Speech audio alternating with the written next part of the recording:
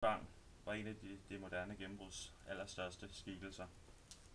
Han var en outsider, han var uddannet journalist og var hovedmanden bag rapportagen med sin skildring af branden på Christiansborg Slotsplads, eller på Christiansborg.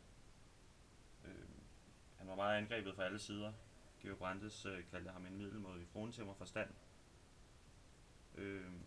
og meget kritiseret og måske misund for sin ekscentriske og selvsindende livsstil. Hans fortælleteknik var præget af impressionismen, hvor han gik ind for show frem for tell, altså en scenisk fremstilling i sine romaner.